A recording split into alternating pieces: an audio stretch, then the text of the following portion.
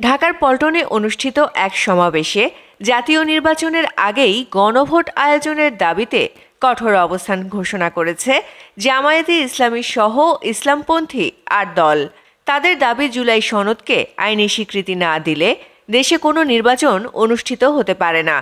এই সনদই দেশের বর্তমান রাজনৈতিক পরিবর্তনের ভিত্তি।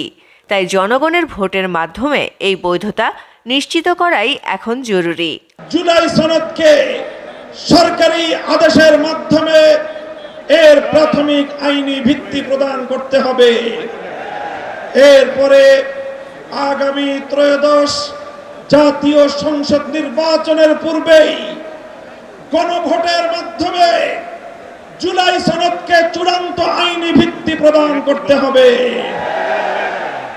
এর ব্যত্যয় হলে জুলাই বিপ্লব পন্থীরা বরদাস্ত করবে না, সেটা মানবে না। আপনারা জাতীয় নির্বাচনের আগে গণভোট দিতে আপনারা কোন প্রক্রিয়া, কোন হিসাব লাগবে, অঙ্ক শিখাতে হবে।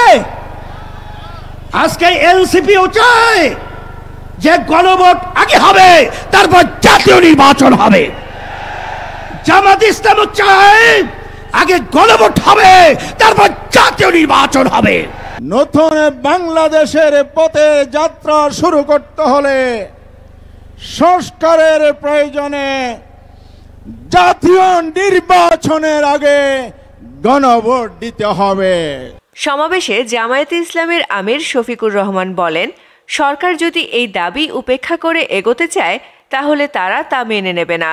নির্বাচনের প্রস্তুতি নয়, বরং এখন গণভোটের দাবি তাদের প্রধান লক্ষ্য।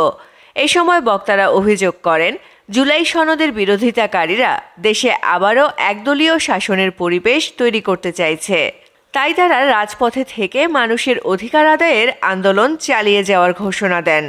যারা জুলাই বিপ্লব মানবেন না, তাদের জন্য ২৬ সালে কোনো নির্বাচন নাই। ২৬-এর নির্বাচন দেখতে হলে আগে জুলাই বিপ্লবের স্বীকৃতি লাগবে। আর জুলাই বিপ্লবের স্বীকৃতি দিতে হলে জুলাই সনদের আইনি ভিত্তি দিতেই হবে। এই আইনি ভিত্তি ছাড়া কোনো নির্বাচন অনুষ্ঠান হওয়ার কোনো সম্ভাবনা নেই। কখন হবে এই আইনি ভিত্তির গোড়াপত্তন?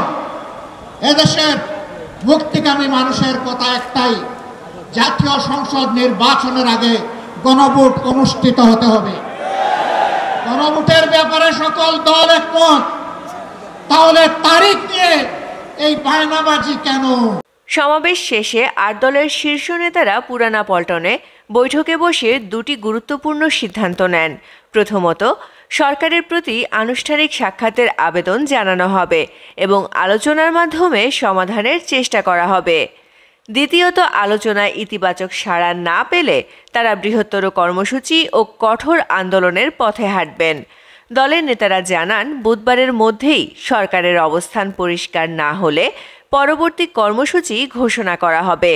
২৬ ফেব্রুয়ারির নির্বাচনের জন্য তখন একটি মহল থেকে ষড়যন্ত্র শুরু হয়েছে।